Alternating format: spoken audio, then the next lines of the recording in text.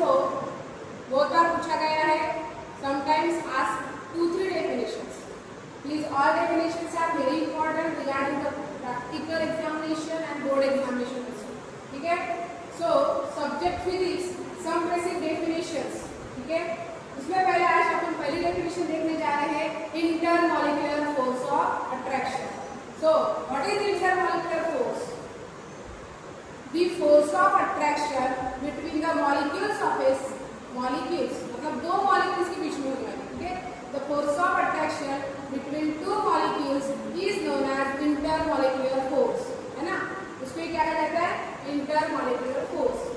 For example, अब यहाँ पे एक मॉलिक्यूल है, मॉलिक्यूल A, ठीक है, और सेकंड मॉलिक्यूल है B.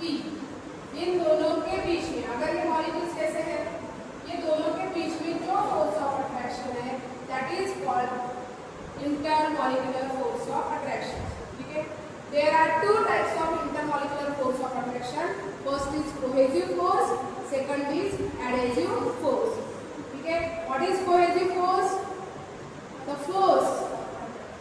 The force of attraction between the molecules of a same substance. Correct? Same substance. The force of attraction between the molecules of a same substance is known as cohesive force of attraction. For example, अब हमने क्या किया, एक container लिया जिसमें क्या है, पानी भरा हुआ है. आप यहाँ पे भी वाटर मॉलिक्यूल है, यहाँ पे भी वाटर मॉलिक्यूल है. वाटर मॉलिक्यूल, ये भी वाटर मॉलिक्यूल है, ये भी वाटर मॉलिक्यूल. अभी सब्सटेंस तो सेम ही हो गया ना, तो आप क्या बोल सकते हो, this type of force of attraction is known as cohesive force of attraction. So the force of attraction between the molecules of a same substance is known as cohesive force of attraction. अब इसके opposite, आप यहाँ पे आप ये जो दिख रहा है आपको, यहाँ पे बाहर में कौन सा मीडियम है, एयर मीडियम. अंदर में कौन सा मीडियम है, वाटर मीडियम. तो ये जो वाटर मॉलिक्यूल्स और एयर मॉलिक्यूल्स में जो फोर्स ऑफ अट्रैक्शन रहेगी, such a type of force of attraction is known as adhesive force of attraction. How to define it? Definition is the force of attraction between the molecules of a different substances is known as adhesive force of attraction.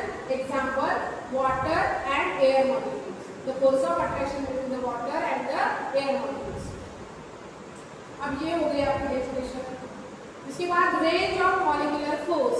Range means आप बोलते हो, जैसे phone पे बात कर रहे हो तो आप कैसे बोलते हो कि माँ, आपके मम्मी से बात कर रहे हो तो आप बोलते हो माँ यहाँ पे रेंज नहीं है, मैं थोड़ी देर के बाद आपको कॉल करता हूँ. तो इसका मतलब क्या है, वो डिस्टेंस के बाहर निकल रहे है ना. So what is range? Range is nothing but the maximum distance up to which the intermolecular force is effective. That is called range of molecular force. अब यहाँ पर इसको समझ लेते हैं, ऐसे डिफाइन करेंगे. डिफाइन जो किया है इसको समझ लेना जरूरी है. Suppose this is molecule A and ये जो डिस्टेंस है इसके बारे में, यहाँ से लेकर सेंटर में अगर मॉलिक्यूल लेवल, ये जो डिस्टेंस रहेगा, दिस इज द रेंज. ये इतनी क्या है, रेंज. मतलब आर क्या है इसका, रेंज. आर मतलब छोटा आर, मतलब radius of is equal to क्या रहेगा, रेंज. तो ये जो डिस्टेंस रहेगा यहाँ से इतना पीस से ये total distance, that is called range. क्या कहा जाता है आपको, इसको range of A molecular force. What is range of molecular force? It is defined as the maximum distance up to which the intermolecular force is effective is known as range of molecular force. यहाँ तक intermolecular force क्या है, effective है. अब second definition, उसके बाद next, sphere of influence. What is sphere of influence? ये जो sphere of influence, जिसमें यहाँ पे molecule लिया और एक sphere ड्रॉ किया. So what is sphere of influence? The sphere of influence is an if an imaginary sphere. मतलब यहाँ पे क्या इमेजिन कर रहे हैं, let us imagine an imaginary sphere. तो क्या किया है, imaginary sphere इमेजिन किया जिसमें मॉलिक्यूल कहाँ पे है, at the center of the sphere. And वो जो डिस्टेंस r कितना है, यहाँ पे r is equal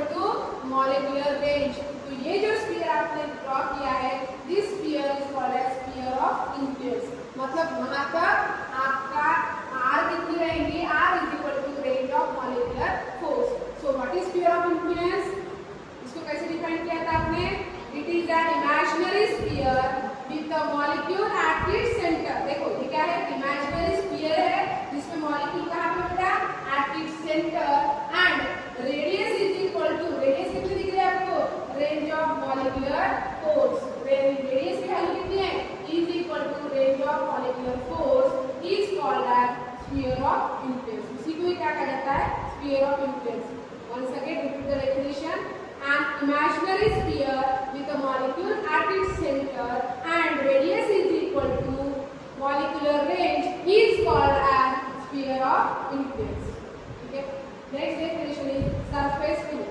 अब सरफेस फिल्म कंसीडर करने के लिए हमने क्या लिया, एक कंटेनर लिया जिसमें हमने वाटर भरा हुआ है, उसमें क्या हमें 3 मॉलिक्यूल्स ले रहे हैं, molecule A, molecule B and molecule C. अब मॉलिक्यूल ए का है total inside the liquid, molecule B इसका आपको दिख रहा है the 75% part of the molecule B is inside the liquid and 25 is outside the liquid. In case of molecule C, the 50% part is inside the liquid and 50% is outside the liquid. अब आपको सिर्फ यहाँ पे definition बता दूंगी। वैसे इस explanation को कहा जाता है मॉलिक्यूलर थ्योरी, लेकिन सिर्फ हम आज की ये डेफिनेशन पढ़ने जा रहे हैं। तो what is surface film? Surface film is the layer. Surface film क्या है? Is a surface layer. ऐसे दिख रहा है आपको, एक लेयर की तरह दिख रही है।